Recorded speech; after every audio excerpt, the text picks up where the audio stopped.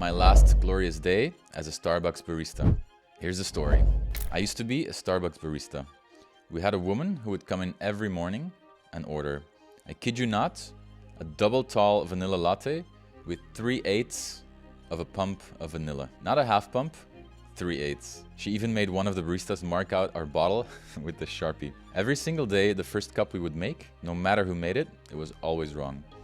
Either it was too sweet or not sweet enough. So after a while, I began to just pretend to make another drink, pull the steam wand and wave my hands about like a fool behind the machine. I would hand her back the same drink we made her the first time, and it was always perfect the second time, even though it was the same drink. On my last day of work, this woman decides to come in twice that day. She was being over obnoxious and talking on her cell phone about deals and her assistant, and essentially just announcing her importance to everyone in the room. It was 3 in the afternoon in the spring, and the place was filled with teenagers ordering frappuccinos.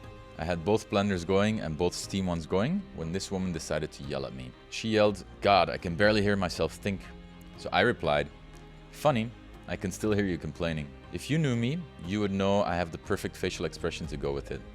I looked like a snarky little punk.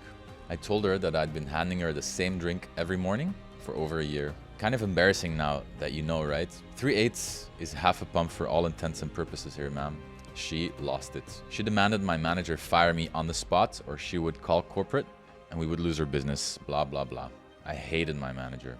My manager was the opposite of a spirit of the rules or law kind of person and really enjoyed making our lives more difficult than they needed to be. I knew that firing me actually reflects quite negatively on his quarterly reviews and knew he wouldn't do that. He told her it was my last day and the best he could do was to send me home early, which would be a reward rather than a punishment since the store was too busy. She proceeded to spend the next 2 hours on hold with corporate outside. Then, when corporate either accidentally hung up on her or told her to shove it, she threw her glasses at me, called me a little jerk in front of a ton of kids, and then ran to her car. To her husband, "So sorry for that night, bro. Totally my fault." Here's the comments. The overall sentiment from commenters, they're overwhelmingly supporting the barista's actions. They're finding humor and satisfaction in the petty revenge against a difficult customer. Here's some notable comments. "This is why I tip my barista extra. Never know when they'll snap. I'd pay to see that meltdown. Karens deserve every bit of public shaming. The real MVP is the manager who didn't fire you. It's a rare breed." Here's the opinion analysis. 90% of the commenters were behind the barista. They praised his clever revenge, and they said the customer deserved the embarrassment. 10% of the commenters expressed concern about professionalism, but even they admitted the story was entertaining.